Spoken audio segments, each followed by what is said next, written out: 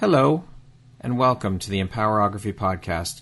This is a platform created for women's voices to be heard and a place to share their stories, journeys, and successes with the world for the purpose of helping other women who might be on similar journeys. We are empowering women one episode at a time. I'm your host, Brad Walsh, so kick back, grab one of your favorite beverages, and enjoy the stories.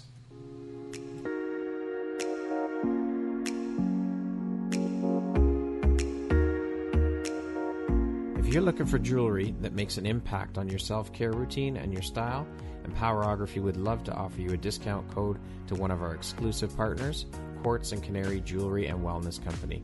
Please use code EMPOWER15 to receive 15% off upon checkout at www.quartzandcanary.com.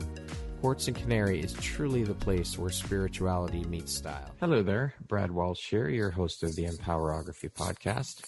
Today, my guest is Elise Rosenstock. She is the owner and founder of ElyseRyan Jewelry based in Connecticut. How are you doing this morning, Elise? I'm great, Brad. How are you? I'm doing very well, thanks. Thank you so much for agreeing to be part of the Empowerography community and be a guest here on the podcast and share a bit about your story and your journey. I'm very excited to have you here and looking forward to jumping in and hearing more about your story.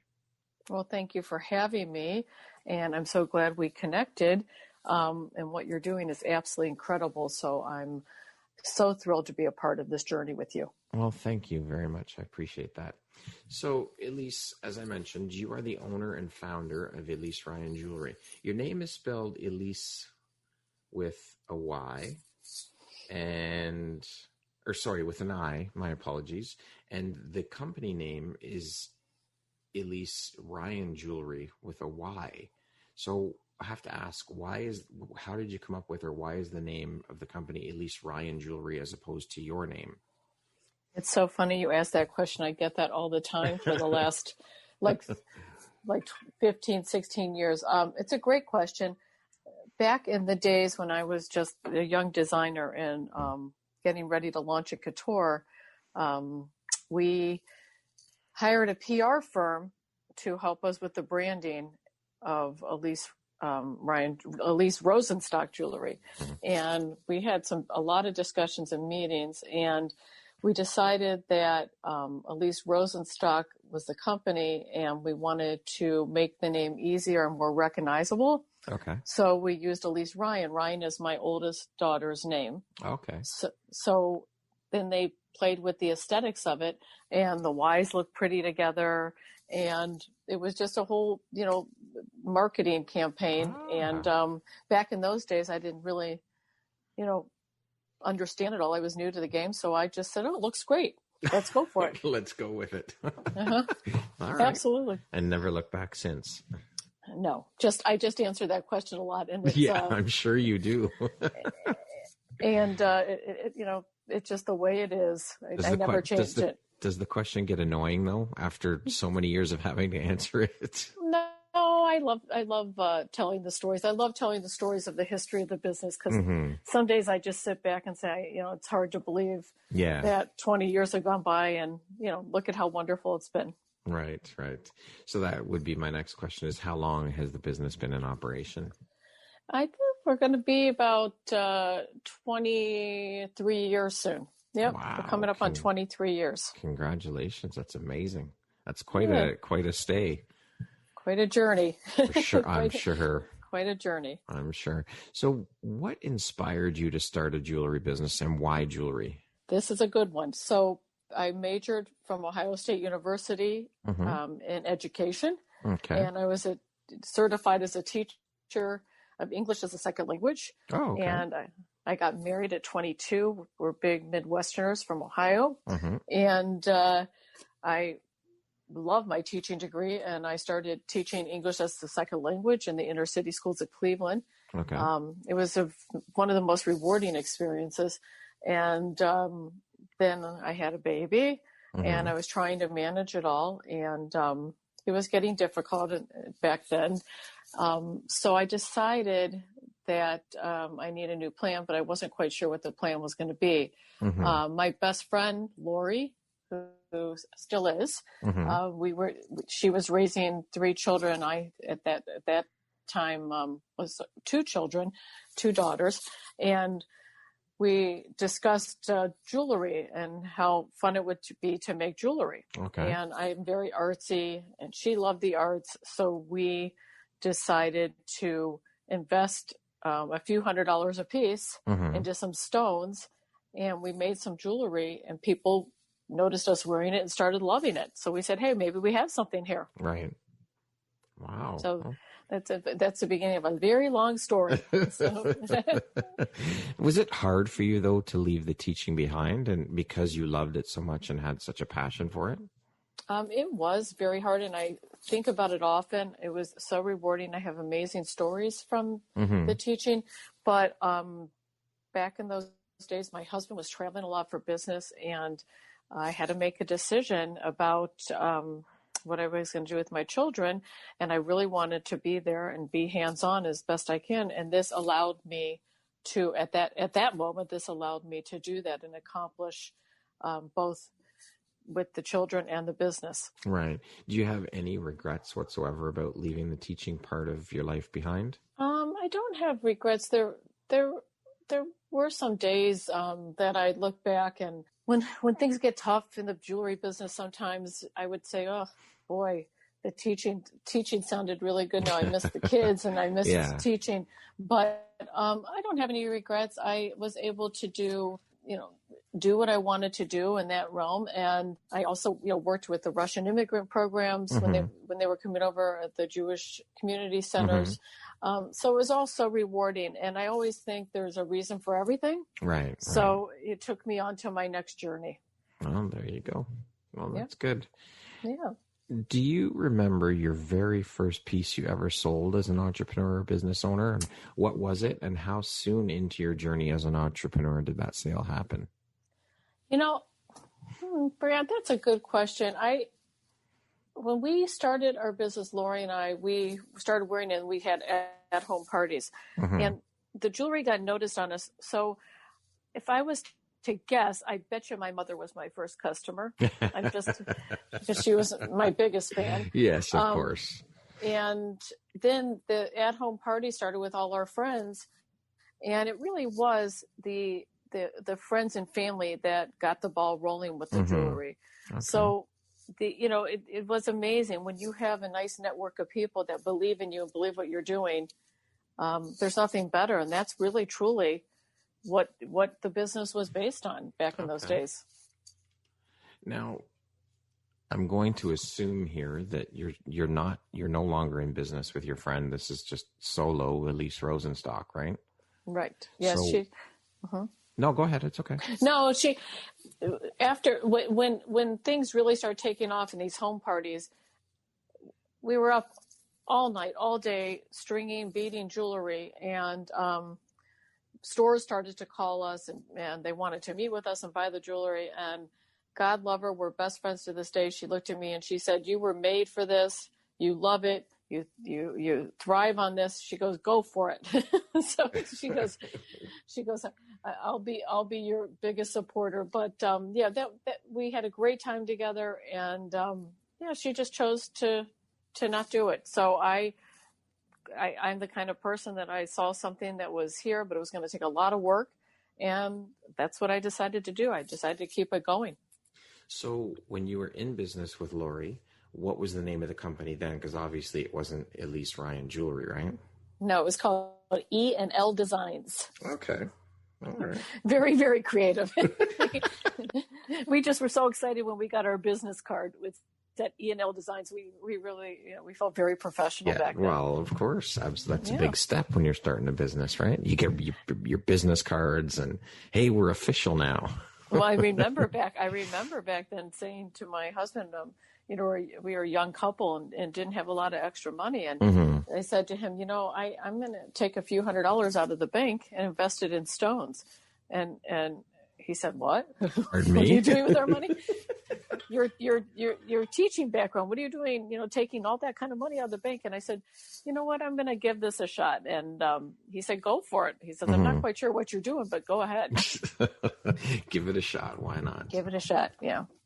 So when you're creating a new piece of jewelry, where do you pull your ideas or inspiration from for these pieces? Years ago, the inspiration was pulled. I'm very into color. I'm drawn to color. I feel like my talent lies in working with gemstones and putting gemstones together. And that's kind of where the business started. Okay. And stringing gemstones, and very into art and travels. And I got a lot of it from my art and travel, but I have to be honest with you, as I get older and the business keeps evolving, that's still a big part of it, but people are inspiring me. Okay. People are making the difference. What's going on in their lives and what's going on in our world, and and causes. So I literally sit at my desk and I sit here and I have ideas all day long. So it's interesting as you get older and businesses evolve. Back then, it was a lot of art. I do see it when I'm walking around New York, and things inspire me when I go. But really, truly, at this point in my life, it's about what's going on around me. Okay. Now, you've managed to get your pieces into some pretty big, well-known stores, big brands.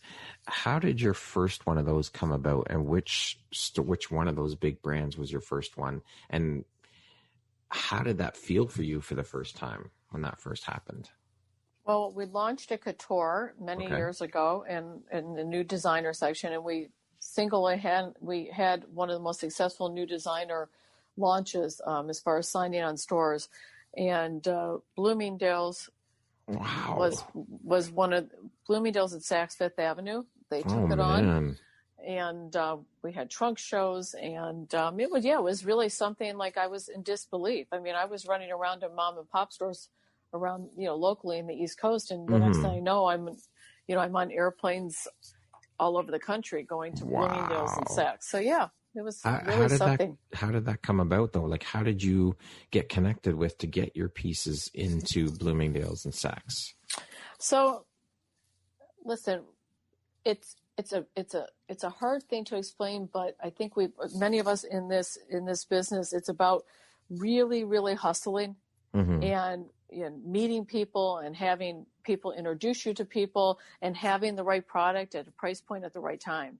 And, I was introduced to some of the buyers at the show, and they came by and we set up meetings, and they liked the product. And, I don't want to say I got lucky, but I really do believe a lot of it is timing. Yeah. And the right place at time. And there was a need for the type of jewelry I was doing at that time. And my price point was, really, really good. Yeah. I was up against the big guys, and they're still the big guys.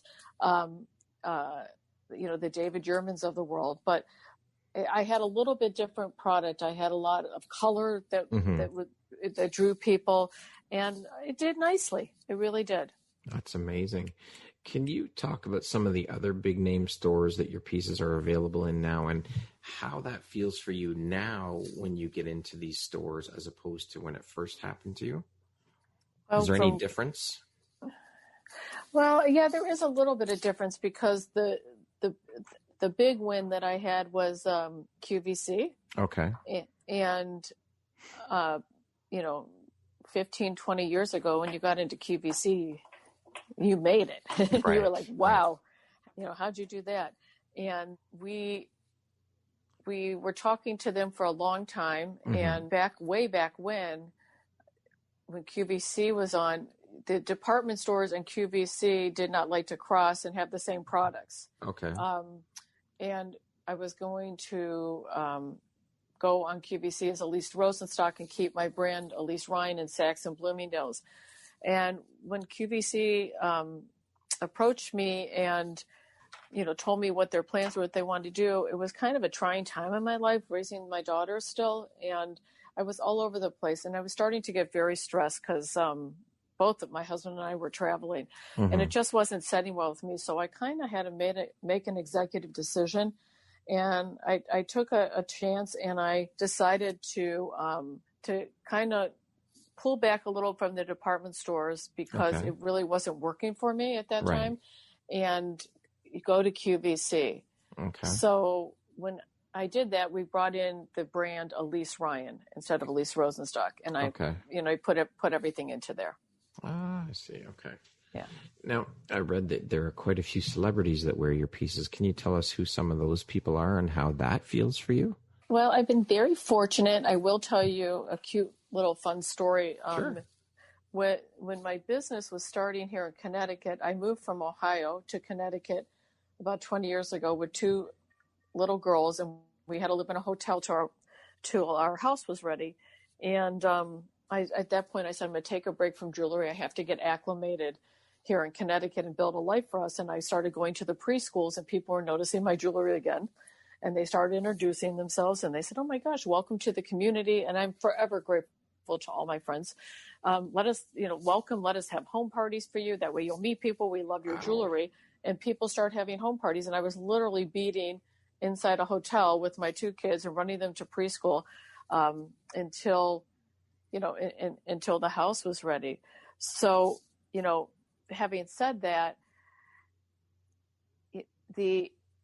the story goes on where, my friends, they're East Coast girls, so they go to New York a lot. And I'm a Midwest girl, and I have no idea how to get to New York.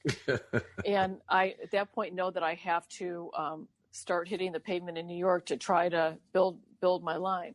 And one day, I'll never forget this. As long as I live, we all went there, and they were spending the day shopping and I think going to a spa. And I had my backpack on my back, and I had to go gemstone hunting and findings for my jewelry, and I had no idea what I was doing, but I told them I'd meet them at the end of the day. Okay. And at the end of the day, we met up at the Hudson Hotel, and we're sitting up there and having a drink. Mm-hmm. And one of them says to me, look over there. And I said, what? She goes, do you know that actress? And I said, oh my God, that's Cassie DePava from One Life to Live. I watch her. I've been watching her my whole life. And I didn't even have any jewelry. I had the necklace on my neck. And they go give her the necklace. Go give it. I go, I don't know if I'm going to do that. And so they took the necklace off my neck, and they wrote a nice card saying, yeah, I've been a big fan for years. And one of them walked it up and said, my friend wanted me to give this to you. Well, she was so excited. Wow. She asked me to come over, and I talked to her and her husband, who's Jimmy DePava on the show. He was he's an actor. Okay. And she called me the next day. And she had my number, and she said, Susan Gammy from One Life to Live, the costume design person, would like to meet with you. She loves your jewelry. Wow. And she said, would you come to New York? And I'm like, whoa, I just hit the lottery. No idea. Jeez. So I had to have my husband take a day off of work because I had no idea how to drive to New York. And I met with her, and she bought stuff for the show, and they were wearing it. But back in those days, we didn't have the iPhones to take pictures or anything. Yeah. So literally I'm taking pictures of my camera of people wearing things That's incredible. Yeah, that was a fun time in my life. Yeah. Very fun. Wow. The building of it. And it got into Soap Opera Digest and all the magazines. They were wearing it all the time. That's amazing. So then I'm assuming it just grew from there in terms of celebrities wearing your stuff and finding out about it through this connection, right? Yeah, well, it grew in that world. And I was invited to some of the soap opera events, and we took pictures, and back in those days, and it was kind of really surreal to see your designs on these celebrities in a magazine. I'm sure that must have been mind blowing. And then it went to as the brand grew. Mm-hmm. I have a friend who's one of my best friends named Dana, and she said to me, "You need to get that on the Today Show," and I'm like, okay, well, good luck to me. And she said she happened to connect me. She had a connection with Katie Couric. Okay. And so very lucky I was connected with her. And I was in my office in New York, and she said, you want to come over? And I'm like, sure. So I loaded up my suitcase with jewelry, and we sat together, got to know each other, and matched jewelry up to her outfits. And how amazing was that I got Katie Couric was wearing the jewelry during, I would say on the Today Show, one or two mornings a week for a while. It went on for a long time. So it was super, super fun. That's amazing. Yeah. It was special. I'm sure. Which led to me doing some of her events for colon cancer. Right. And that's where things start becoming life-changing for me. Right. And that's what I was just going to get into now, is your philanthropic work with the pieces you create that help you to work with or partner with some incredible causes. And some of the most important near and dear work to you. I mean, this type of work must be the most fulfilling for you, is working with these different causes. Can you talk about some of the causes that you've partnered with and how these collaborations came to be, and also who you're currently working with in terms of your philanthropic work? So absolutely. I've worked with so many, I've worked with Alex's Lemonade Stand, Juvenile Diabetes, Alyssa's Angels Fund for GSD, and that's Angels for breast cancer, Easter Seals. That's a different story. I worked with them, and they manufacture my jewelry. Young Adults with Disabilities, Jewish Federation, Page's Promise for people that have lost their children to drug overdose, United Way, Colon Cancer Alliance, National Colorectal Association. Currently, I'm working with Stand Up to Cancer, and I think we've all heard that name. It's a national foundation, and they do a lot of cancer research. Amazing. So that's just a little bit of what I do, but it's there's not an organization that's not important to me. Yeah. They're all special. Yeah. Now, what does your work with these causes mean to you personally? It's become my life's work. I feel that I'm very blessed. I've been able to do so many different things with my jewelry. Jewelry's fun. I've always loved jewelry, but I think we all, at some point in your life, you realize why you were put on this planet. And I have learned what jewelry we know is just a physical item, but I have seen what jewelry does that makes a difference, that unites people, that allows people to tell their stories, that makes people a part of a unit. So this means everything to me, because if you walk in my shoes for a day and you see what happens with a piece of jewelry that gives back, or something that's made special for somebody that's going through a hard time, this is all worth it. This is what my life is all about. That's amazing. It's an incredible feeling when something you do can have an impact on someone's life, and doing that kind of work is just, you honestly, it's hard to put into words how amazing it feels to be able to do something like that. It is hard, and it's interesting because our family's been through a lot this year. We lost our mother a year and a half ago at 72 years old to cancer, and there were days that I didn't know how I was gonna get off the couch. I literally laid on a couch for months. I just was devastated. I lost my best friend to something very brutal, and I'm using my jewelry as it's therapeutic for me, because this has been such a horrific year with COVID, and I don't know what it is, but it's been such a chain reaction. So many of my friends have lost parents, and not only to COVID, other things, but it's like I can't, in my heart, my heart is always very heavy because of my mother, but I try to take that to help other people because I know this pain that they have. And so I don't know what to do some days. So I sit here and I'll make somebody a bracelet that has their loved one's name on it, or their birthstone of their loved one, or tell the story of their life on a bracelet. And it makes me so happy that when I send something in the mail or drop something in someone's mailbox, that they call me and they go, "Oh my God, you don't know what this did for my day," that I steer down at my wrist. It doesn't take away the pain. No, but it's just something, it helps me too. They don't realize it helps me to do this because it's my therapy. That's what I was just going to say. It's like your form of therapy, right? Exactly. Is there any one cause in particular that is really special to you and just stands out for you? They're all special to me because they're helping people. And whether it's money towards, we raised, along with the help of QVC and others, we raised over $1 million for Alex's Lemonade Stand for pediatric cancer research.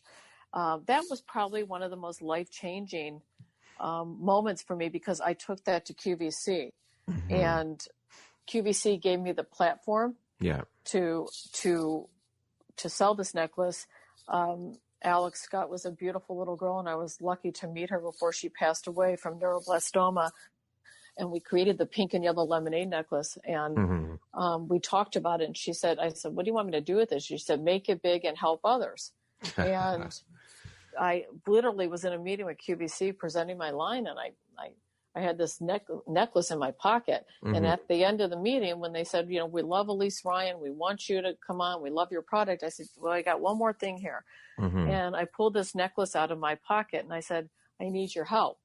Yeah. And luckily, they were very aware of the story of Alex Scott and Alex's Lemonade, and she was from that area, Westchester, Pennsylvania. Okay. So we literally took this necklace and did a trial on air for I went on TV for 2 minutes, and we sold 1,000 necklaces in 5 minutes, and we sold 3,000 in 8 minutes, and we sold another 1,300, and then we sold 5,000, and it went on for several years on very small hits. So we did necklaces and bracelets and earrings, and what my point is of bringing this up is that it was life-changing for me, because I was going on as ElyseRyan Jewelry to sell my line, but all of a sudden I became known as the Lemonade Lady. and the hardest part, and what was, when you turn on QVC and you see everybody selling products and pillows and electronics and all that, people are on there, and it's a very exciting, happy thing. What I was not prepared for is this necklace took off, and I was getting live calls on TV from people that had just lost a child, a loved one to cancer.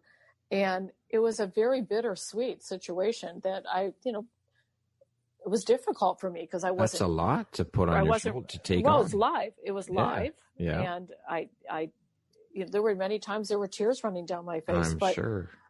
But, to be honest with you, it was a rewarding time, a lot of bittersweet, but it united many thousands and thousands and thousands of people to tell stories and bring people together. That's amazing. That is so incredible. Inspirational. I love it. Oh, thanks. To date, what would you say is your biggest high or your greatest win? My children. Yeah. If you want a personal level, do you want a business level? No, personal's fine. What in your life, whatever you think is the biggest, whether it be personal or business. Well, my biggest win is a great husband and 2 children and a granddaughter due in the next 10 days. So wow, that's amazing. That's my family comes first, and family is everything to me. So that's probably my biggest win. Beautiful. What do you think your unique skill set or superpower is that's helped you become so successful? I never give up. I've been through ups and downs, determinations. When things got hard in the jewelry business, and some days I said years ago, maybe I should throw in the towel, or I just couldn't do it. I just said, you can't give up. You're just keep trying. And it worked. Amazing. Speaking of success, how do you define success? What does that word mean to you? Happiness. Happiness. Okay. Happiness is success. What is one of the best pieces of advice you've ever received? Don't sweat the small stuff. What was a turning point in your life, and how did that affect you? Again, and being repetitive, a turning point was losing my grandmother and then my mother within 2 years. Wow, my role models. Yeah. That's hard for sure. What makes you feel inspired or like your best self? People inspire me. People keep me motivated. My children keep me motivated.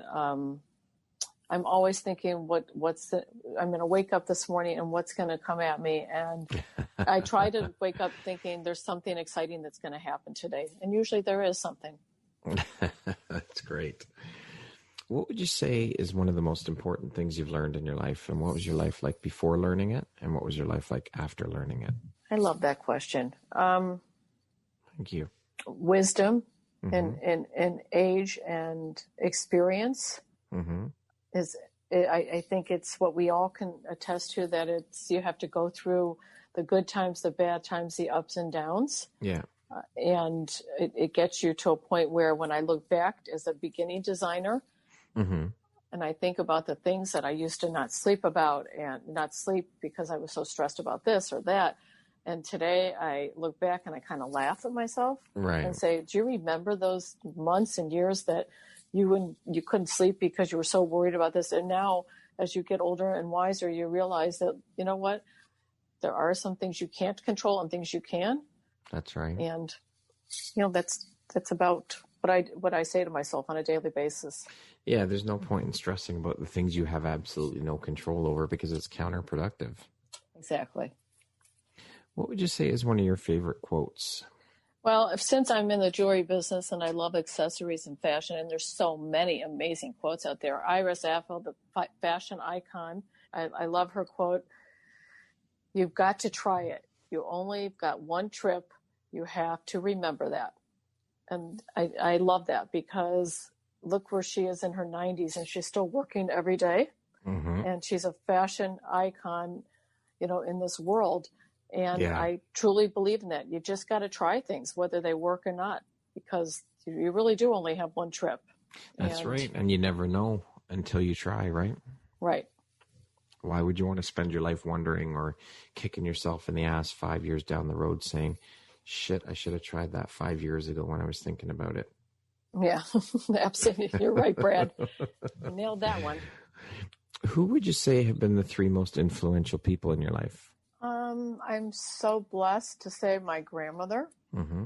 She was a woman of strength and determination and didn't put up with much. And she instilled that in me. You go for what you want. Yeah. And, you stay strong and you stay true to yourself. And one quality sometimes that's good and bad that I have from her is I speak my mind. Mm-hmm. And she used to speak her mind whenever she wanted, any time of the day. And I got that from her. And I realized that sometimes I better take a step back before I speak my mind. But I still end up speaking my mind. So that I have from her. My mother was the kindness person. Mm-hmm. She was the person that worried about everybody. And I have that. That's what I'm told. Mm-hmm. There wasn't any grandchild or child that she didn't speak to, sometimes on a daily basis. I mean, I talk to her 10 times a day, and my children talk to her every day, but the kindness, and she put her family before everything. And that's where, and I'm so thankful that I had them because I feel that they built who I am today. Yeah, for sure. And you're asking me a third person. Yes. Mm-hmm. Well, there's so many people out there that have been inspiring, but I have to give some credit here to my husband and my children because my husband is a polar opposite of me. Mm-hmm. He's very black and white, runs a tight ship, and I don't. I'm very artsy and I'm all over the place. And literally he'll tell you stories that he'll be sitting in his office and I'm in my office upstairs, and there will be beads that will be falling through the air vents that he hears trickling down for the last 20 some years.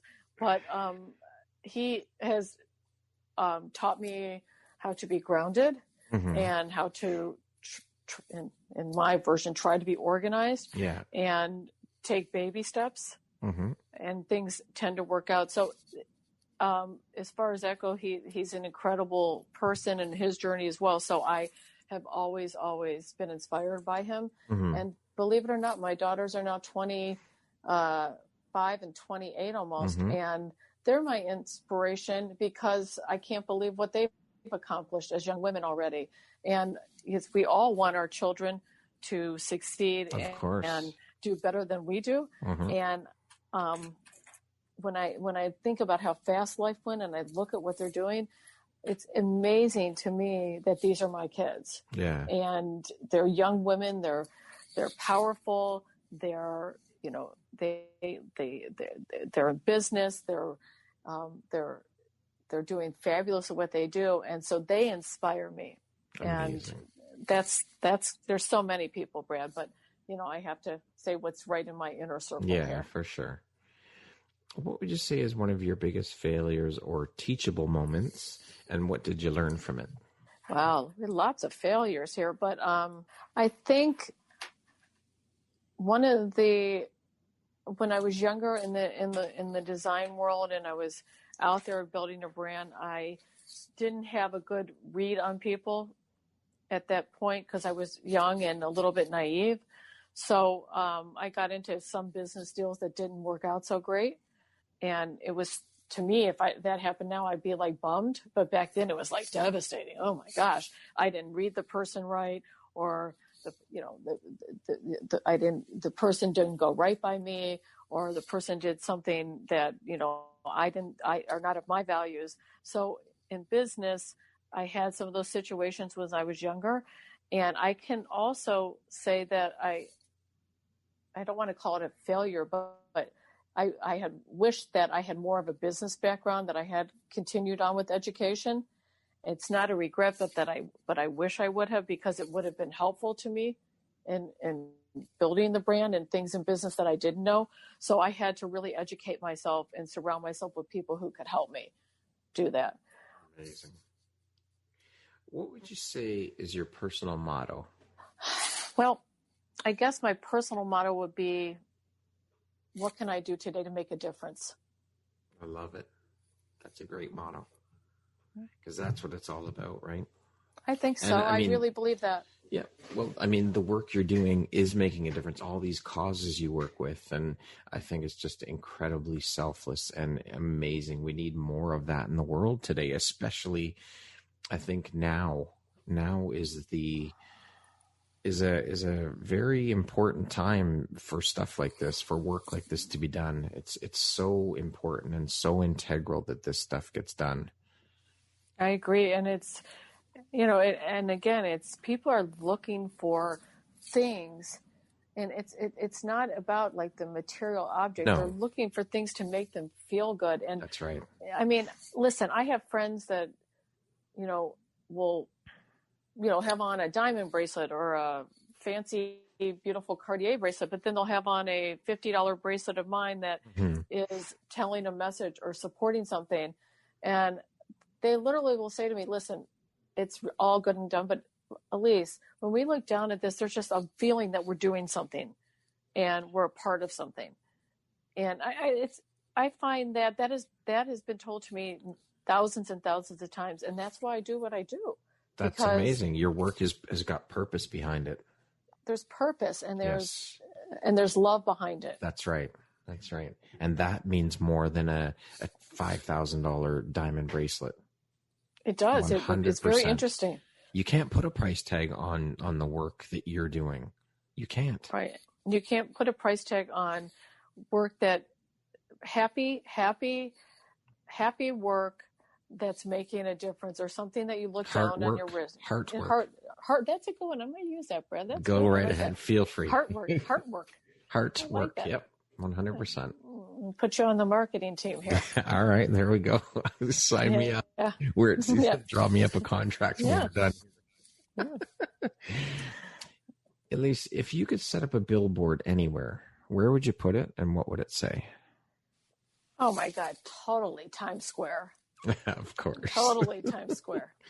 That I've had a billboard up once in Connecticut. It was kind of fun to drive through the highway, down the highway and see it, but I would love one in Times Square. And it would be a big billboard with a wrist stacked with every cause that I've done. And it would say, kindness, ElyseRyan, stacked together. I love it. That's what it would say. That would be beautiful. What is the most recent investment you've made in yourself? I have invested a lot of money this year in, especially since COVID, in my e-commerce site. Okay. Building the e-commerce site. I've also, I've invested, with marketing people, social media people, and building out the website, because right now this is the way of the world. That's right. And, we don't know what's going to be with all the brick and mortars. I hope everybody survives and reinvents, but we're all reinventing. Yes. So, I've invested in that, and I've also invested, believe it or not, I've invested in some educational courses for myself during COVID to learn what I need to be doing. And not very savvy when it comes to technology. So I had to, that's one of my failures. There you go. Well, that's a big failure of mine. Well, good for you for investing in yourself to learn. That's amazing. Right. Education and trying to understand what I'm going to, so when I'm with my team of people, I can at least sound semi-intelligent about technology and social media. Yeah. I love it. If you were writing your autobiography, what would the title be? The Circle of My Life. Beautiful. Mm-hmm. Okay, we're going to do a little rapid fire section here now. A few questions in a row that are going to be 1, 2, 3 word answers, okay? Mm-hmm. How would you describe yourself in one word? Compassionate. What makes you smile? Granddaughter. What was your dream job as a child? Actress. What's the first thing you think of when I say the word future? Hope. What's the first thing you do when you wake up in the morning? Read my iPhone. If you could teach the world one thing, what would it be? Listen. Listen to each other. You know, it's funny that I have a friend who told me this saying, and it goes like this. It says, we have 2 ears and 1 mouth for a reason. Right. Just shut up and listen. I agree, Brad. If people would have been... See, I just interrupted you. I need to No, listen it's okay. No, but it's the truth. It is. I love that saying. It's brilliant. And it is. It's very, very true. Right. What's one thing you want but cannot buy with money? Health. Entrepreneur life is? Unpredictable. That's for sure. Yes, unpredictable. If I had an extra hour a day, I would read. My favorite way to unwind is? Exercise. The last book or podcast I listened to or read was? Well, I have 2 books sitting here that 2 of my girlfriends gave me that I haven't read. It says Nobody Will Tell You This But Me by Bess Kalb, and Untamed by Glennon Doyle. My friends keep giving me books to help me here, and they're sitting on my desk. I haven't read them, but I'm going to. And podcast was yours. I've been listening to, which you're doing an amazing job. All these women are all these women are so dynamic, and I happened to listen to How I Built This podcast the other day. That Steve Ells, the Chipotle story. Mm-hmm. Thought that was great. Really, really interesting. And for some entertainment, I like Chrisley Knows Best as a TV show. I listen to. Oh yes, I've seen. My wife started watching that a while ago. It's just full entertainment. They're really a fun TV show to watch. Yeah. All right. Well, that's the end of the rapid fire section. I got a couple more questions for you. Okay. If you could go back and give your younger self one piece of advice, what would that piece of advice be? I think I would go back to the same thing I had said earlier. Don't sweat the small stuff. Stay true to yourself. Stay true to yourself. Don't try to be something that you're not. Mm-hmm. I think that's something that's so important today. For sure. And, definitely stay true to yourself. And lastly, if you were to deliver your last 30-second speech to the world, what would that last 30 seconds sound like? That's an interesting one if you had time to really prepare for that. But given the state of our world right now, I would say there's no handbook to teach us about life. You have to experience and live life each day to the fullest. Mm-hmm. I really believe that. And you have to take time to understand one another. And kindness always wins. And if there was more kindness in the world and understanding, we'd all be in a much better place. And I will tell you that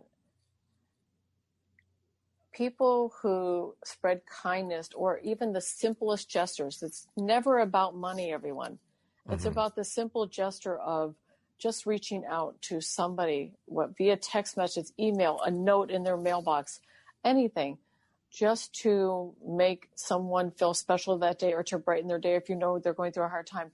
It is life-changing to some people. Mm-hmm. You just don't know it. You just don't know the little thing you do, whether it's, you're in line at a coffee shop and you pay it forward, mm-hmm.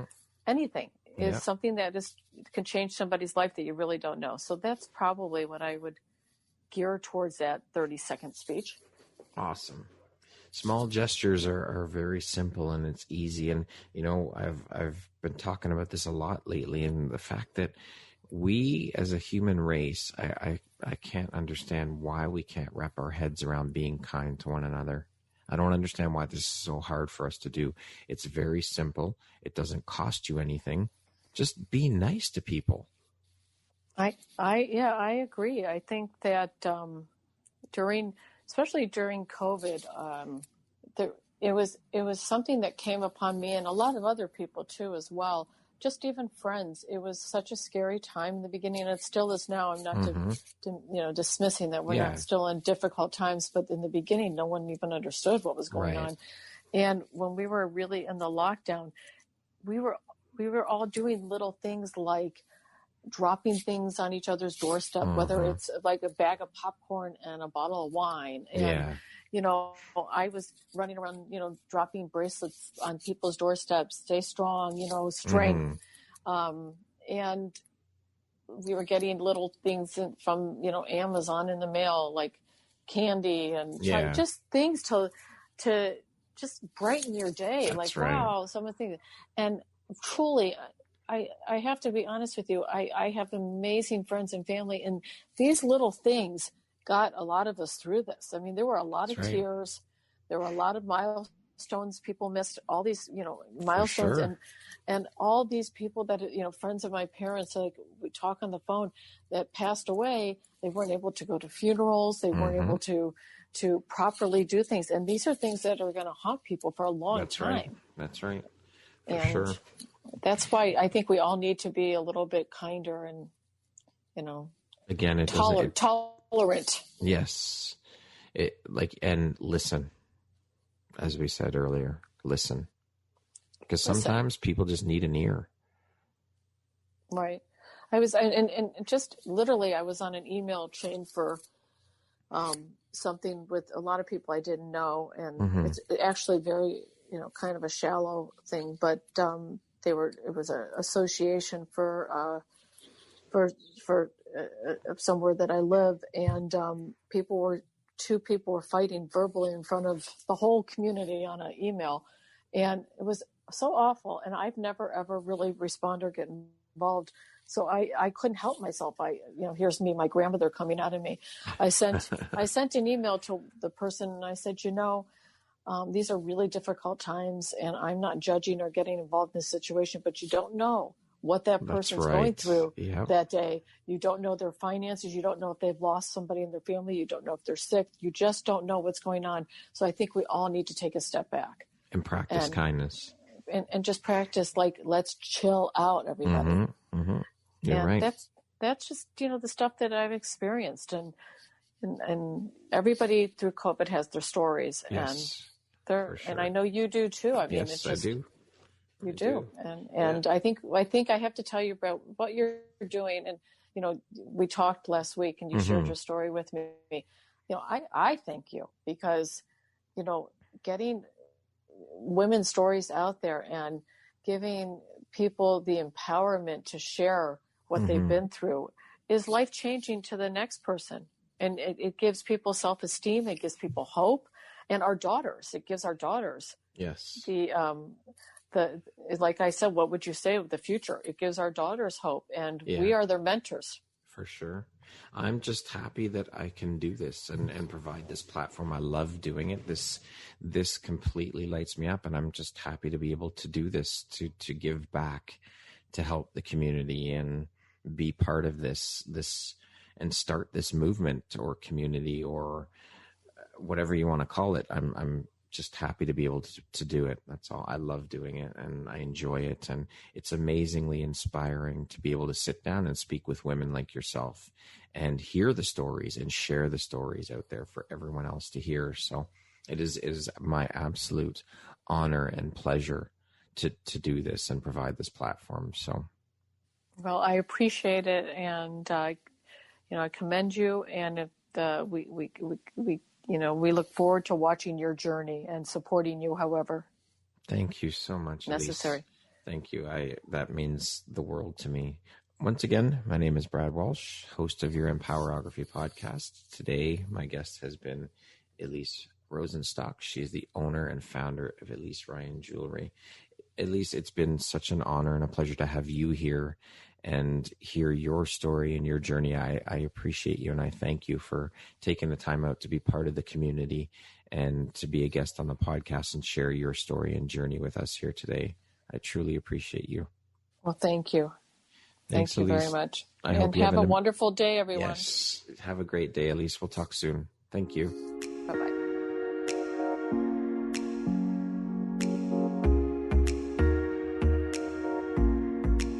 Thank you very much for listening to this podcast. If you haven't yet, please be sure to subscribe, rate, review, and share with all your friends. You can find me at visuphoria.ca and follow me on Instagram at Empowerography Podcast and on Facebook at Empowerography. Please join me next time for another inspirational story from yet another amazing woman.